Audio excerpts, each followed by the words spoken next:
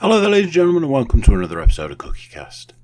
Today on CookieCast, oh my word, it has been a long time. But football's back, baby. That's right. American football, NFL, whatever you want to call it, hand egg to some people.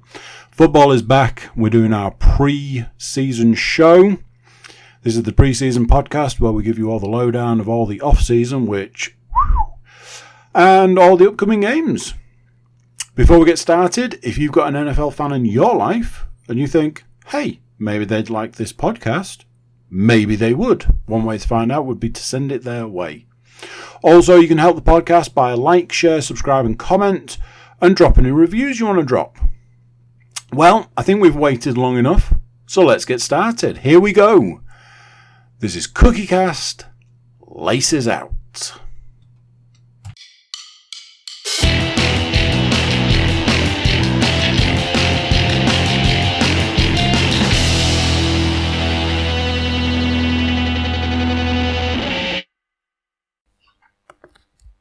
Recording in progress. I wanted to get the music, but obviously copyright, they'd have been like kicking the door down before I could get that. I wonder if, can I sing it? Is that allowed? Well, it's just, technically it's Sports Centre, isn't it? Have you seen the video? This is a great start to a podcast that nobody knows what we're talking about. Have you seen the video of women playing the Monday Night Football theme tune? No. And the quote is, apparently if you play this music, your husband will come running. So there's just women playing like the theme tune, and just men just appear in the room looking at the TV like, what's happening? It's entertaining. For anybody who doesn't know, anybody who's not watching, because there is a clue on screen. It's time. It's time once again. We've opened the box. We've taken all the toys out. Weirdly, all of my toys are in transition. So my toys are moving from one home to another home. Some have already made it to their new home. Others are in a pile on a shelf where I had to retrieve this from. However, our toys in question are little football players that don't play with footballs, they play with hand eggs. That's right. It is season Atlanta Falcon. It is season, it's probably season 5. If we've got 5 series of, I'm going to say maybe. I'll check and get back to you. I'd have guessed at 5 or 6. Yeah, it's season question mark of the Laces Out podcast. Now, that's probably the first question. Somebody asked me the other day what all of the podcasts we had on the books were, and I was going through them, and I got to the NFL one. I was like, the NFL podcast is starting again soon, and it's called Laces Out, I think. This is what happens when you've got an 8-month off season. So, first bit of business, are we keeping the name? Do you know what? I like it. It's, it's a good mantra for life when it comes to, kicking a ball. You always going to keep that ball laces out. It, reminds us of a great film that just so happens to centre around the NFL as a plot line. What's not to like? My fantasy team in the mini league is football shaped cookie. Because football. It ticks 2 boxes in a lot, and that's what I'm all about, ticking 2 boxes. We're back. It's just about a pre-season podcast. Technically, as at time of recording, the season starts tomorrow-ish. It's that weird sort of thing, isn't it? Like, obviously, because we're in the UK, by the time the game actually starts, it's technically Friday morning. But we're not going to split hairs, are we? Literally, anyone who stayed up to watch it still classes it as Thursday night. So yeah, it's still night time if you haven't been to bed yet. I'm here, Andy Cook, and in very much a co-host situation. Mr. Paul Williams is here. For anybody who can't see and hasn't worked out by the sound of his delicious voice. I mean, it's all over pretty much every podcast going on this network. So as I've borrowed from other podcasts, Paul Williams is in the DNA of Cookie Cast. I imagine if people aren't familiar / happy with my voice at this point, they're a bit boned out. To be honest with you. There is due to be a guest scheduling when certain people can pull the fingers out. So there will be a guest kind of situation going on, and that will be for weeks in the future. But myself, Paul decided it's pre-season, baby. We need to get together. We need to talk about the season ahead and try our absolute best to unpick what is, I mean, it has to be the single most bonkers off-season there has ever been. Just a smidge. I mean, I have made some customary notes that we'll go through, just a few of the movers and shakers, and my opening gambit was, in what could possibly be described as the most chaotic and outrageous off-season ever in the NFL, we begin our roundup with the biggest retirement in the history of the sport. Or do we? This is one of those things that, because I also did some research, and then you showed me your research, and I went, I'll just put mine over to that side, shall I? Because I literally was like, biggest off-season moves in the NFL. And every website was like, the 10 off-season moves. I was like, 10? Really? And one of the first things that popped up was what you're about to go through. And I'd kind of... One of those situations where I'd kind of forgotten about it until it was put in front of me, and I went, oh, yeah, we're going to have to talk about that, aren't we? So, after you. So I think we may have even briefly covered this on the Super Bowl preview show or Super Bowl roundup show last season, which was obviously earlier this year. Yeah. But yes, indeed. Tom Brady, on the 1st of February, announced that he will be stepping away from the sport he has dominated since entering the league as the 199th pick of the 2000 draft. No less than 40 days, however... no less than 40 days later, however, he announced that he would indeed be rejoining the Tampa Bay Buccaneers for another season. How long he will continue to play will be anyone's guess at this particular point. I did see that something came out today questioning that there may be some sort of a rift beginning between himself and his good wife. Apparently she's no longer in their Miami home or something, or she's moved to somewhere different in Florida. I'm getting this all secondhand from like bits that I've seen on Twitter, so don't take anything that I've said there to be like gospel or anything. This is just what I saw on Twitter, and it could turn out that it's just piss poor reporting and it's all bollocks. But is it right that he has got to serve out a suspension at the start of the season? Brady, I don't think so. I'm sure I saw something. No, he's eligible to play against the Cowboys week 1. Interesting.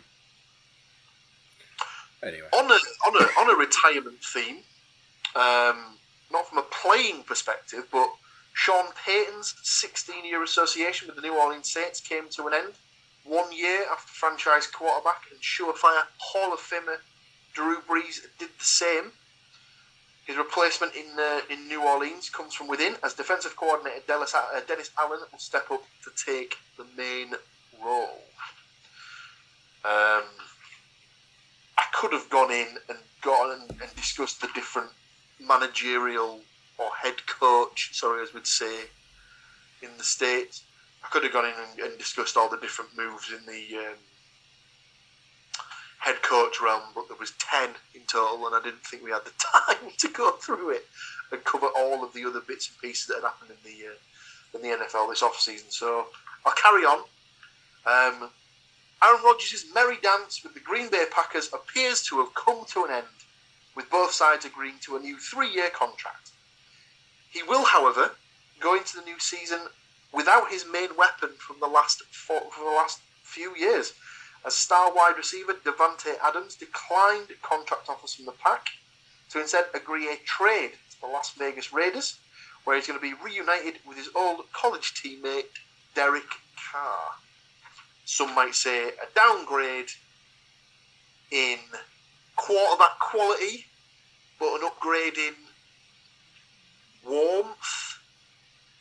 I suppose you'd definitely rather live in Vegas than Green Bay, Wisconsin, considering it's absolutely freezing there half the time. But I don't want to be the guy that goes, but as a football player, is Vegas really the place for you? that stadium's pretty cool. Stadium is cool, but Sin City, it doesn't get its name for nothing. A quick Google search informs me that apparently Tom Brady and his lovely wife have not reconciled as of yet. So there is a split. Initial reports suggest that it may even be something to do with his return to football. I think that's what that was the gist of what I'd seen. I think the main reason that he'd retired in the first place was that he said he was going to spend more time with his wife and his kids. And obviously, him going back on that decision, I can't imagine it having gone down well. I believe she was she's infamous for having said to reporters once, "Well, my husband can't throw and catch the ball." So I'm assuming she's never been entirely enamoured with the fact that he plays in the NFL to begin with. But domestic, don't get involved, and all that jazz. We continue with wide receiver news. And the wide receiver moves did not stop there with Davante Adams, with the most surprising move coming in the form of lightning-fast wide man Tyreek Hill topping Kansas City for the sunny shores of South Beach and the Miami Dolphins. Again, it wasn't the only wide receiver move, but if we go through all the different wide receivers who changed clubs, we're going to be here for days. One notable one that did go through, actually, that took place on the same day as the first day of the draft, was that AJ Brown was moved from Tennessee to the Philadelphia Eagles, and that kind of caught a lot of people by surprise. I believe that the Titans even went in and drafted themselves a new wide receiver in the first round to replace AJ Brown, but that name has escaped me at this particular time. So classic, didn't do my research too well, so I can only give you half a story. Going back to the person under centre, quarterback moves galore have taken place in the game's most prized position. Russell Wilson called time on his decade-long stay in Seattle to invoke a trade to the Denver Broncos, giving them the replacement for Peyton Manning they've so desperately needed since winning Super Bowl 50. Now, obviously, for those watching on YouTube, my colleague here just so happens to be wearing the cap of the said Seattle Seahawks. So let's go to him for some of that tasty goss and see how he feels about the franchise man moving on. What's his new?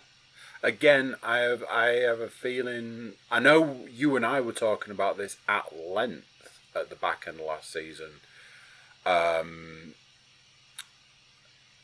We had him pegged going anywhere but Denver. We had him going to New York-based teams for a start. That was all based around his wife. Yeah. So the way that it had been intimated in certain circles was that Ciara, I think, is his wife. I think she's a musician, or an entrepreneur of sort. I believe the idea was that she wanted to be in a high media market, I suppose is the best way you'd class it as, really. Yep. I suppose the trade-off of that is if you're in Denver, you are quite literally in the middle of the country, so it's probably, I wouldn't say easy to get to wherever you need to be from Denver, but if you're in the centre, you're pretty much equidistant from every place. So you can fly to LA, you can fly to New York, you can fly down to Texas. You know, you can get to Chicago if you need to and stuff like that. I imagine it's a bit of a commuter belt and stuff like that. So I can't imagine it's the sort of place where it's difficult to get out of. We have to move on to controversial quarterback moves now. And possibly the most controversial move of the off-season took place when the Cleveland Browns agreed to give up 3 first-round picks, 1 third-round pick, and a 4th-round pick to acquire Deshaun Watson from the Houston Texans. Watson, who would later receive an 11-game ban from the league, will be looking for a clean start in Cleveland after missing the entirety of the 2021 season following ongoing legal issues.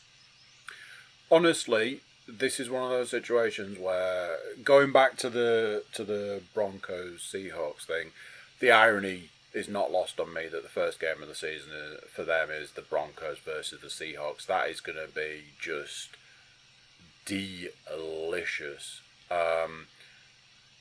I could spend an entire podcast talking about this move.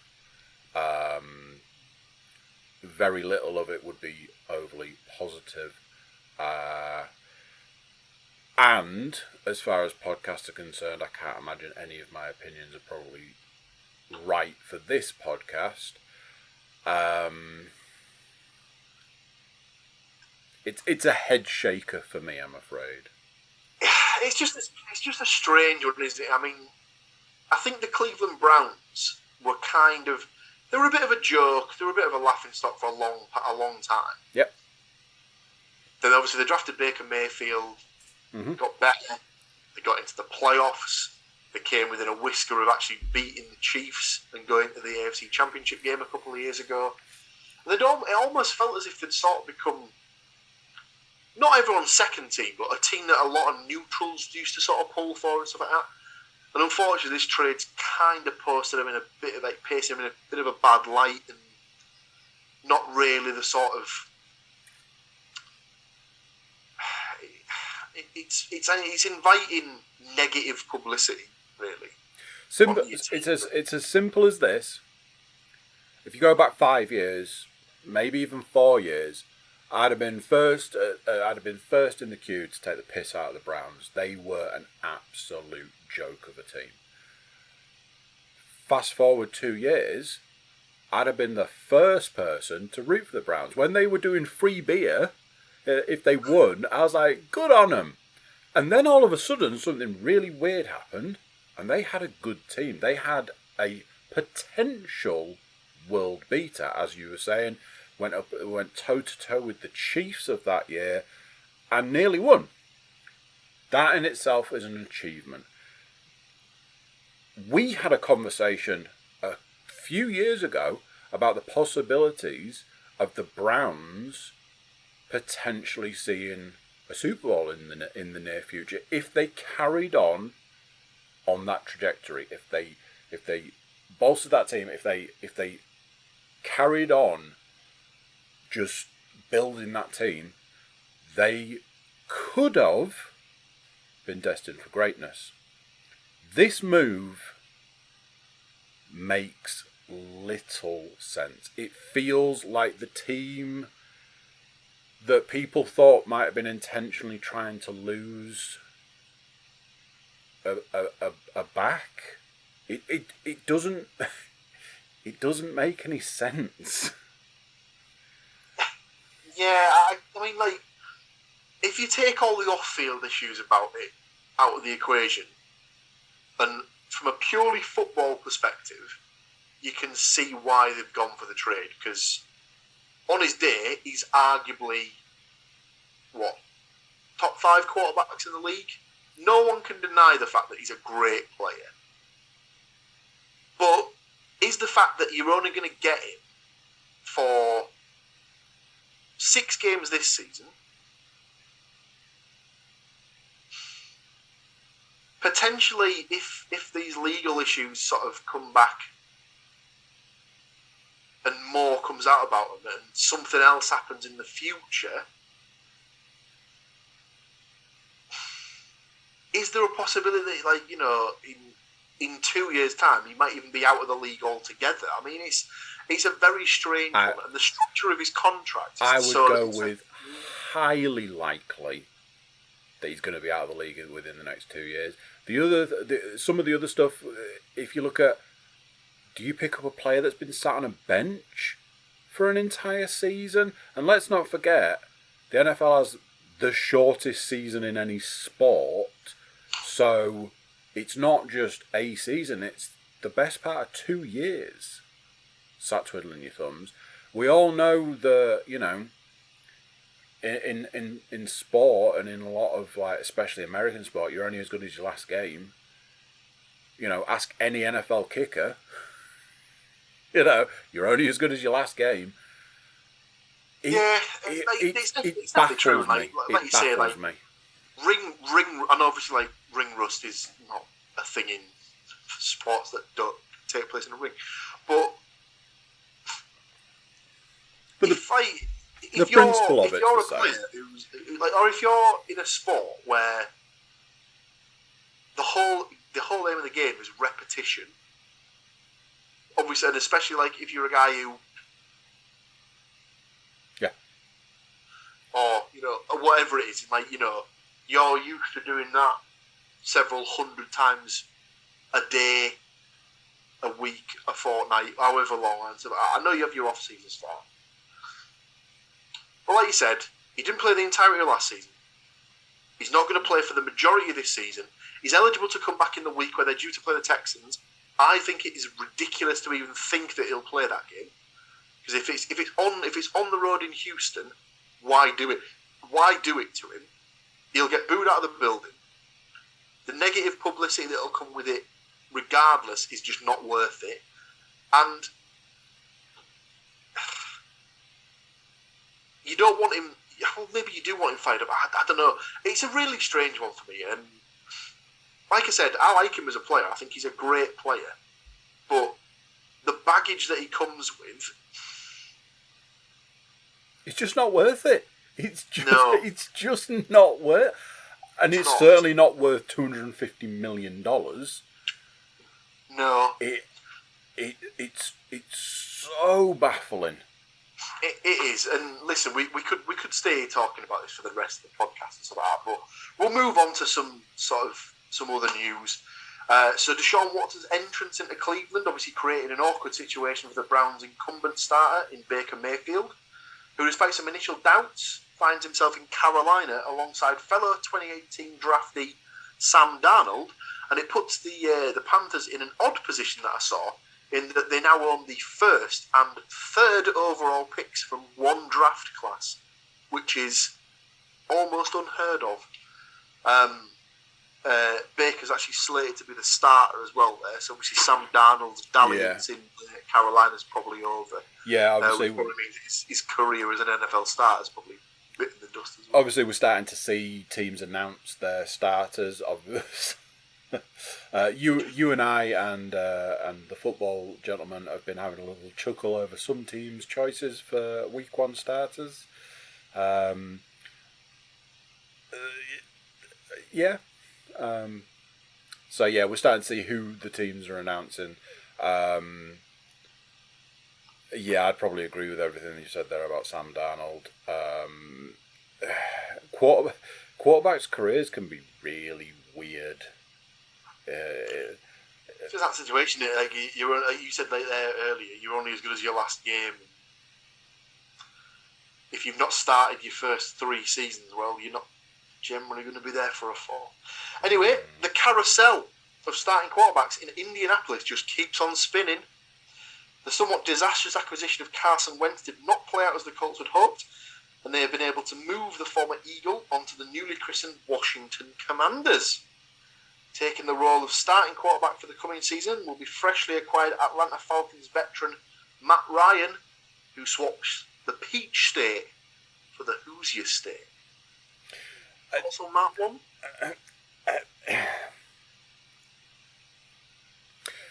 For me, it's got all the hallmarks of the Matthew Stafford Lions elite quarterback moving to the Rams. Just that the Colts aren't as stacked in all the positions as the Rams were. So whilst Ryan makes them better, I don't think he makes them a complete team. No, I fully agree with that. I have very strange sort of feelings toward with Matt Ryan, in the sense that I used to draft Matt Ryan left, right, and centre, because whilst ever the Falcons didn't do well, he was an absolute beast when it came to points in a fantasy perspective, and I could never really work out how the two things went together. Like, the team wasn't doing very well, but he'd get like monster points week in, week out. This move to the Colts, like you said, it's not the weirdest thing in the world. I don't know if it makes either party any better. I think it does make the Colts better. He's a better quarterback than Carson Wentz was. Yeah, absolutely. And it's the Falcons aren't going to be anywhere near the Super Bowl again in the next 2 or 3 years, or however long Matt Ryan got left in it. So at least the Colts can be competitive and should be in with a chance of making the postseason. So you can see it from both sides. Yeah. So we'll just go on to a bit of a roundup of other notable moves that took place in the off-season, including Super Bowl winning edge rusher Von Miller leaving the Rams to join up with the Buffalo Bills. Mitchell Trubisky swapping backup duty in Buffalo to become the new starter in Pittsburgh following the retirement of Big Ben Roethlisberger. Marquise Hollywood Brown has been traded from the Baltimore Ravens to the Arizona Cardinals. Jarvis Landry's gone from Cleveland to join the New Orleans Saints. He's back in the place where he went to college for LSU. Juju Smith-Schuster's left the Steelers and joined up with the Chiefs, so he'll be a new weapon for Patrick Mahomes to throw to now that he's lost Tyreek Hill. Julio Jones has left Tennessee after a disappointing season to join up with Tom Brady in the Bucs. Marcus Mariota has stepped into the void that was left by Matt Ryan going to the Colts and will be the new starter in Atlanta, even if it's just one season. They did draft what they think is going to be a new quarterback, but he only came in the 3rd or 4th round in this year's draft, so whether he goes on to be a first choice, who knows? Obviously Brady was in the 6th round, everyone knows that. Dak Prescott was taken in the 4th or something like that. So it can happen, you can get starters who aren't drafted in the 1st round. And finally, the biggest one I've got is Amari Cooper moving to the Browns from the Cowboys. And then finally, where there is the draft, there is also players leaving the NFL, so notable retirements that we've said goodbye to this year. Another flock of players, some of whom may get their 5 minutes of fame when they get a call to join the Hall of Fame later on in their career. The most likely one of that is obviously Ben Roethlisberger, 2-time Super Bowl winner. You'd imagine he's probably going to end up there. Yeah. On the other end of the spectrum, you've got Ryan Fitzpatrick in the season in the NFL for a number of seasons. Was it 16 years? Never made it to the postseason. Crazy stuff, crazy stats. So you've got Ben Roethlisberger, Ryan Fitzpatrick. Rob Gronkowski's decided he doesn't want to play football anymore. So obviously Brady retired, so Gronk did the same, and then Brady came back. So we're expecting what? If the Bucs are in the postseason, maybe Gronk comes out of retirement. 100%. Running back Frank Gore's finally hung up the cleats. He's I think he's 3rd overall in the rushing yards. Yeah. We also said goodbye to Mitchell Schwartz, Stephon Tuitt, Andrew Whitworth, who just won a Super Bowl with the Rams, Yep. Malcolm Jenkins, and Alex Mack. A whole host of other names as well. Sadly, far too many to mention. That's your roundup, really. I mean, that's. I mean, there was so much more that we could have gone into, a lot of depth and covered, but we would have been here for hours, and it'd have taken about 8 different recording lengths to go through. So, I'd say that's covered the majority of what's occurred in the off season. So, that's kind of like part A for this, because we're going to have to take a little break. When we come back with part B, it's time to finally predict week 1. Time to take off that Seahawks cap and don the predictions cap. Yeah. I mean, obviously I'll leave this hat on, but... so we'll come back and we'll do our first week's worth of predictions. We're gonna try something new this season, see how that goes, and everything in between. So don't go change that channel. We'll be right back. Recording in progress. Boom, and just like that, they were back. Back. So, we've got the first week's worth of predictions to go through. Just me and you going up against each other this week. As I mentioned before... Well... Wait, what? I may have pulled a little string and got everyone's favourite guest from last season on. I mean, no one's ever seen her. If you were to ask certain people that we work with, they would query, does she even exist? I have met her. She is real. It might be even a case of if I work on her, she might even make a guest appearance on the podcast towards the end of the season, if we're lucky. But yes, Amy Brinton has given us her picks for week 1, so she will take the slot of the guest for this week. But before we get to the week 1 picks, we like to make a little season-long prediction. So before a ball is kicked, or in more accurately in this one, carried/thrown, we like to flash forward to February next year. Maybe have a little think about who we think might be in the big game. So, as usual, we like to make a couple of predictions before the season starts. So we're going to ask, I've got mine written in front of me, but I'm going to ask Andrew to give us his picks on who he thinks the Super Bowl will be contested between, the team that he thinks will win the Super Bowl, the Super Bowl MVP, and then, just to round out the whole season-long predictions, who he thinks will win the regular season league MVP. So, Mr. Cook, if you want to give me your AFC Super Bowl participant, please.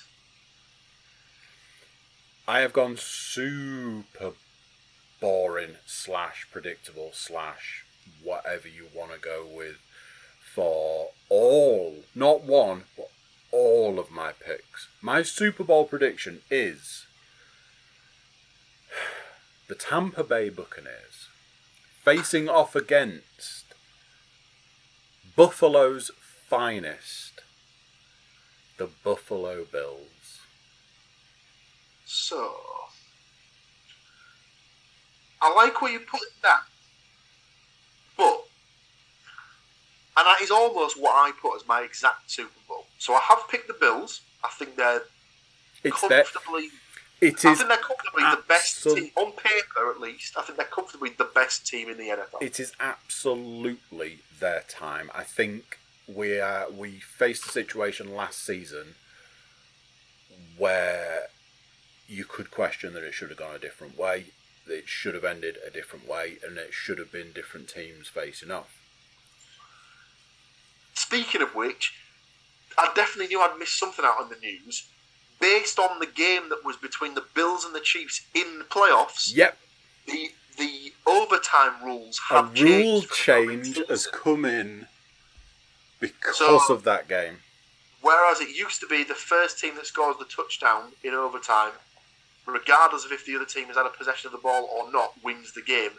That is now not the case, and I believe at least each team has to have at least one possession. Yep, each team before has to overtime touch the period ball. ends.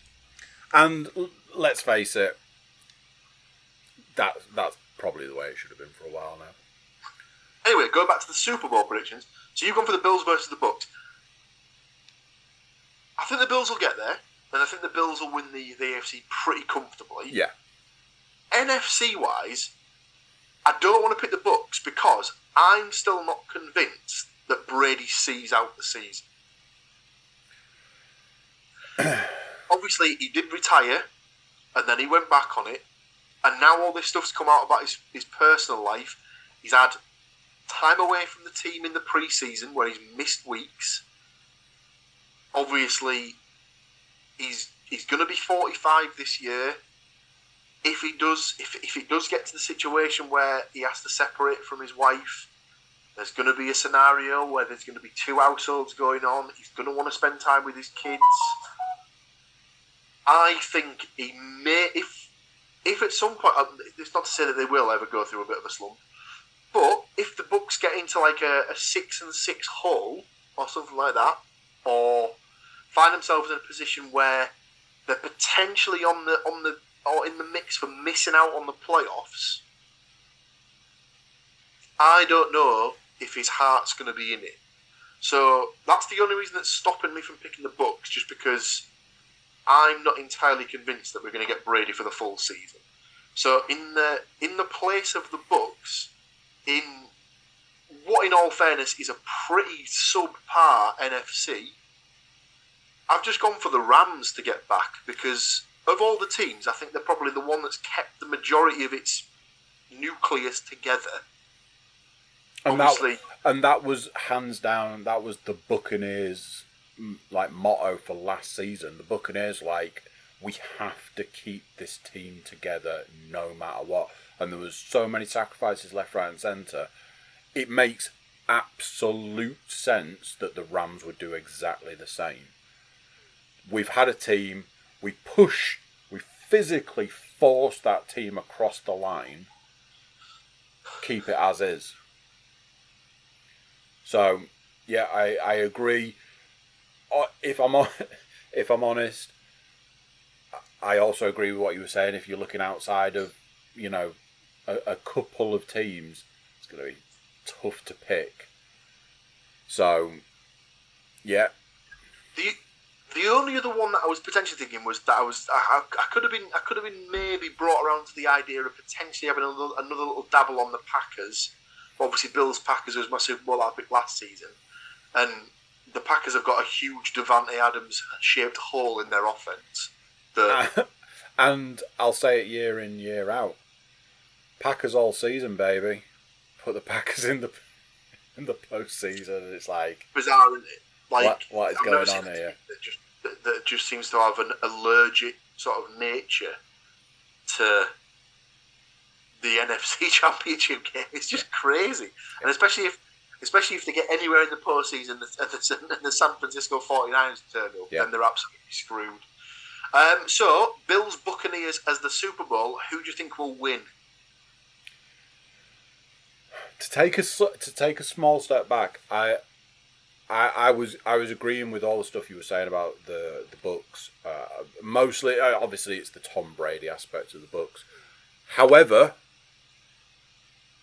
it's Tom Brady. This is a man who retired from the NFL doing the sport that he's done for so long, and then still managed to find his way back. And every commentator will use the "don't put Tom Brady in this situation, don't put Tom Brady in that situation, don't put Tom Brady in a situation where everybody's counting him out."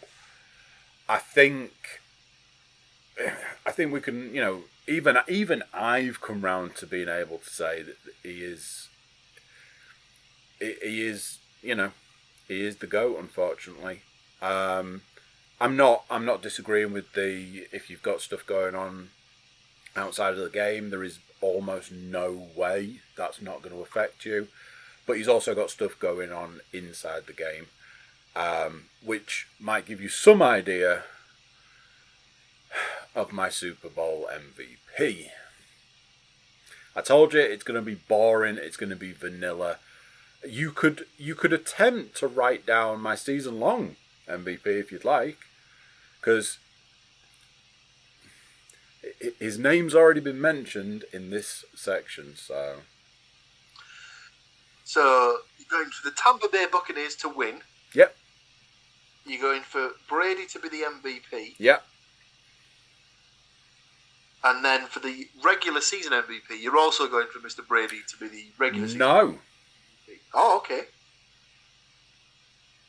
Oh, you're going for the old three-peat, are you, for Mr. Rogers? Absolutely. It's like his participation trophy.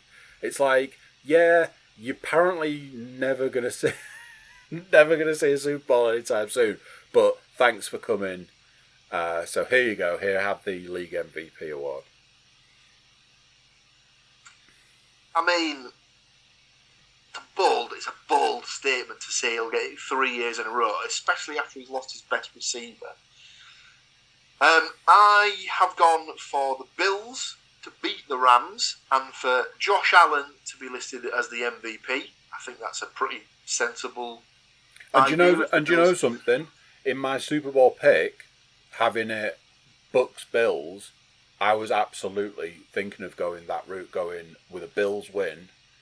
A Bills win to kind of put potentially the last nail in Brady's coffin as a career. Because it might take something like that. And if the Bills win, absolutely Josh Allen's going to be the guy that got them there. All of that sort of stuff. So yeah, I get where you're coming from with that. Yeah, and then from a regular season MVP, obviously it's never happened that the regular season MVP has then gone on to win the Super Bowl, I believe. So I have gone for a repeat of sorts, not Aaron Rodgers, but I've gone for Patrick Mahomes to get back on his perch and reclaim the throne as the main guy in the NFL. You know, justify that half a billion and from the Kansas City Chiefs. It's one of those things we should probably mention Patrick Mahomes and the Kansas City Chiefs because they've not really had a mention so far. And for me personally, the reason behind that is largely to do with they were looking a little sieve-like last season. The holes they were looking bulletproof previously, and then last season it was like, oh, what is going on here? Obviously, that was evident in their lack of Super Bowls. I was at the time the $500 million was sorted. I was a little unsure at that point because obviously we're here, but moving this way, you need a lot of stuff to line up to make that $500 million still look like a good idea. And as time goes on, there's the possibility of it looking less and less like a good idea and more like a bad idea. So that's probably something to keep an eye on.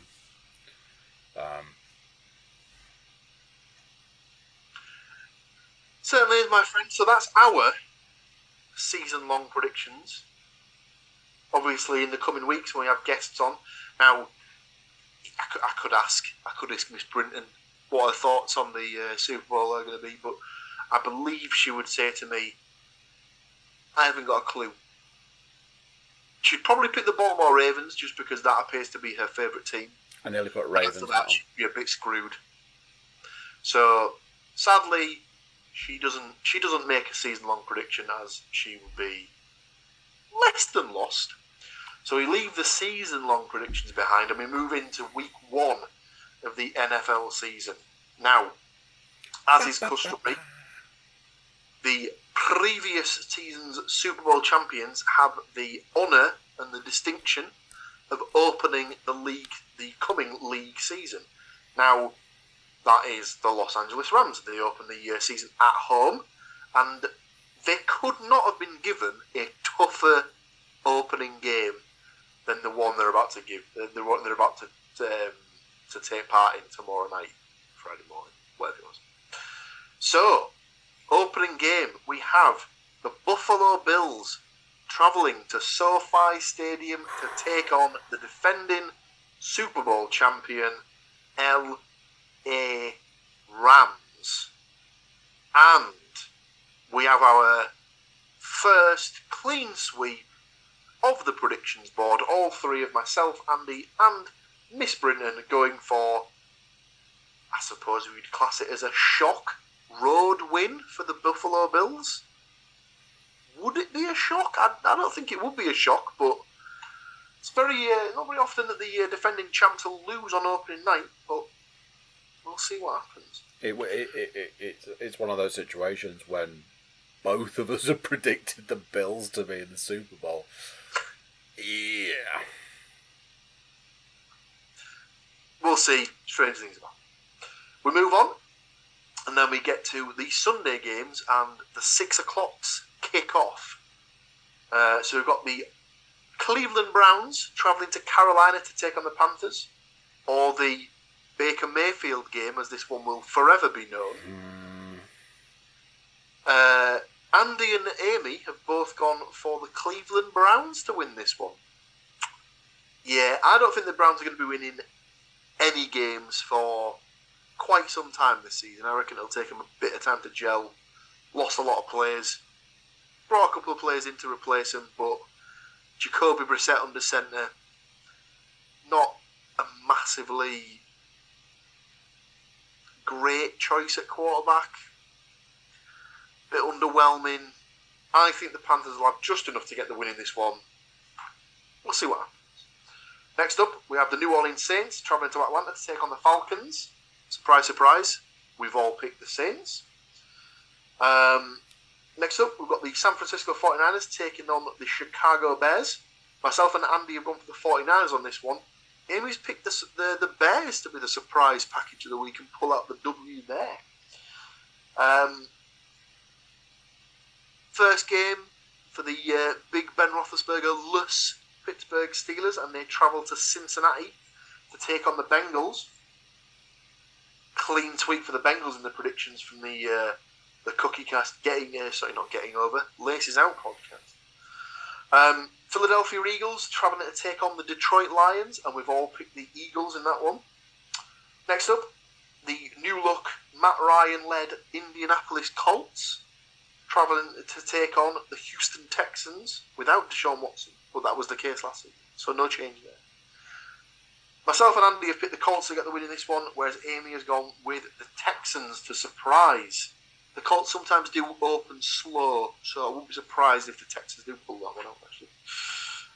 Next up, we've got the New England Patriots taking on the Miami Dolphins in what seems to be the customary season opener. I think they've opened against each other the last 3 years now. Yeah. So that's just basically that for now until the end of time. Those teams just take each other on. We've all gone for a clean sweep again on this one. All of us have picked the Dolphins. Amy's favourite, the Baltimore Ravens, travelling to New York to take on the, as mentioned earlier today, Joe Flacco-led New York Jets. Any comment? All I'm going to say is, if there's a saying in a well-known TV show, if you play with feathers, you get your arse tickled, and I believe that can very much be adapted to this. If you pick a shit quarterback, you deserve everything you get. So thanks for coming, New York Jets. You've made your bed until week 4. Welcome to your own 3-star, you big pile of wank. Baltimore Ravens across the board. We move to Jacksonville Jaguars, travelling to Landover, Maryland, to take on the newly christened Washington Commanders. We have one pick for the Commanders, and it is Mr. Cook. He has gone for the Commanders to open with a dub, just like the one on the side of their helmet at the start of the season, whereas myself and Amy have both put the Jaguars in this one. We move to the late slate of the games with the Giants taking on the Tennessee Titans in Nashville. Again, it's a clean sweep for the Titans on that one. The Kansas City Chiefs travelling to Arizona to take on the Cardinals, and we've all picked the Chiefs. In a repeat of the last game of the regular season last time out, we have the Las Vegas Raiders taking on the Los Angeles Chargers in what was an incredible game where if they'd have just tied, they'd have both made the postseason, but the Chargers just had to go for it, didn't they? And cost themselves the game and a chance at the postseason. Will they make up for it with a win this time round? We all seem to think so, as we've all picked the Chargers to get the win. Then we have the Packers travelling to Minnesota to take on the Vikings. Andy and Amy have gone for the Packers on this one. Vikings at home, I think, are pretty strong. So I'm going to go with the Vikings, even though Kirk Cousins is a dog shit. We move on. The Sunday night football sees the Tampa Bay Buccaneers with Tom Brady gallivanting away against the Dak Prescott-led Dallas Cowboys in Jerry World. Andrew Cook backing his boy, Tom Brady to get the win, whereas myself and Amy think it's Cowboy Country, motherfucker, and they're going to get the win. Telling you, Jerry's not going to be happy unless his Cowboys get a win. Closing out the week, it is the game that's on everyone's lips. Russell Wilson, traded after 10 long years at Seattle, moves to Denver.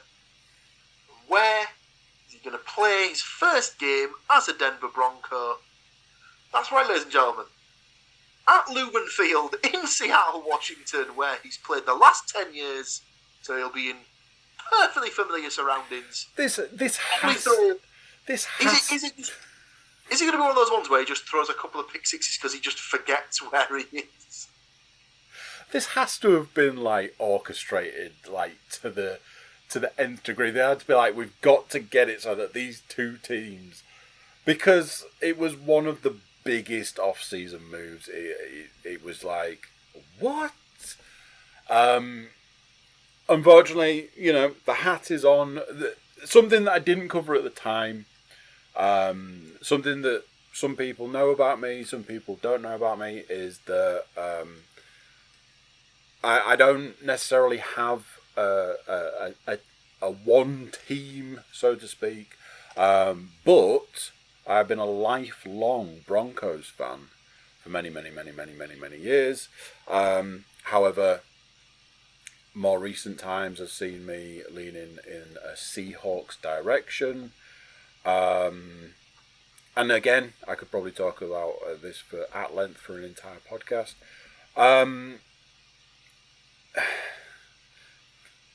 There's not a lot about this that sits right with me for those reasons. I've seen videos of Russell Wilson running out onto the field in the orange, and it's just weird.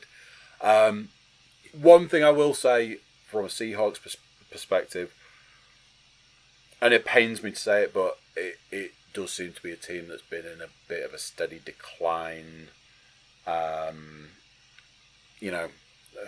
Gone are the days of the Legion of Boom, etc., etc.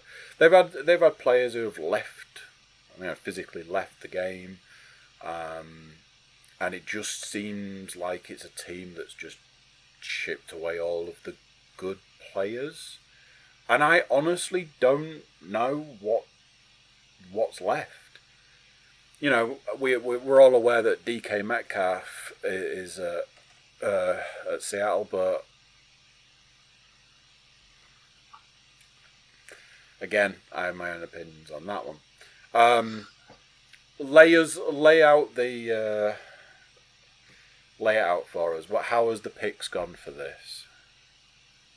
I was going to say it was our final clean sweep of the week, and then I saw that Amy has a lot more faith in the Seahawks than either of me or you. I can only presume she's picked that on the proviso that Drew Lock doesn't even get to come into the stadium that day. They'd rather go with no backup than have to put him into the game. I saw something a few weeks back. some sort of Twitter exchange where somebody had insulted somebody, and the comeback, as they were a Seahawks fan, was, yeah, but, you know, at least we don't have to watch Drew Lock suiting up week in, week out. It was like, you've got a point. So there you go. First week predicted. Now, this is where normally we'd close the book and ask if there's any other business. But I have other business. You do indeed have other business. Now, weirdly, and this has been pointed out to me, and I am fully aware of what I'm about to enter into here, we have just done our predictions for the week. So it would be a really weird thing to predict again. However, due to me listening to a multitude of different podcasts and stealing, hands up, stealing an idea from a different podcast, massaging it in some way to make it just not quite the same, and bringing it to this here podcast, I've decided to test something. So the theory goes like this. Most weeks there are 16 games. Some weeks there are 16 games. Once you start getting into those pesky bye weeks, it gets a bit different. But most weeks there are 16 games. Myself and Paul, as unfortunately it would be kind of difficult to do a guest pick for this, myself and Paul are going to go up against each other for the entirety of the season. We each get 4 picks. The idea here is that you say, I can 100% guarantee that this team is going to beat this team. That gets written down, and that game is no longer eligible for picks. So if I say, I think the Broncos are going to beat the Seahawks, Paul cannot say, but I think the Seahawks are going to beat the Broncos. Ultimately, you end up with a situation where you could be saying, I think the Bucks are going to beat whoever they're playing this week. Alternatively, you could go a different way and you could say, well, I think whoever's playing the Jaguars are going to win. So we're going to give it a test. We're going to give it a test run right here and right now, which means I need to find out what this week's games are. Seeing as it's all up in the air, and, you know, who knows how it's... of course it's going to restart. Who knows how it's going to go? It's only fair that my glamorous co-host should pick first. Any clarification of rules can and will be done. Where's my thing gone? So, Paul, if you had to pick one game, yep, and then pick one team from that game, what are you going with? Week 1, go. Okay, I will take the Ravens to beat the Jets as my first banker. Swine! That's going to be mine. Okay. I will be taking... I've just seen it, and it was all the way up there. I will take the Philadelphia Eagles to beat the Detroit Lions. Yeah, that was my other debatable one that I was looking at. Right. You get to pick again to make it fair.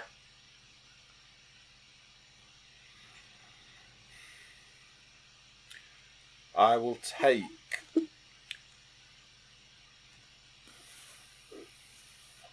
the Cincinnati Bengals to beat the Pittsburgh Steelers.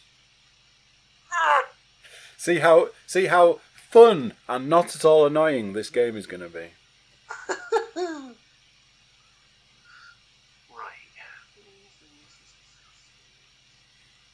Oh yeah, there we go. I will have a little dabble on the Tennessee Titans to take care of the New York Football Giants. my next pick,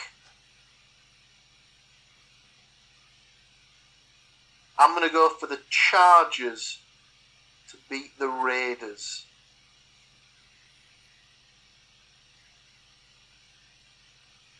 So you basically get to close it out now. I've still got a pick to finish off, but I will take the Kansas City Chiefs beating the Arizona Cardinals. okay.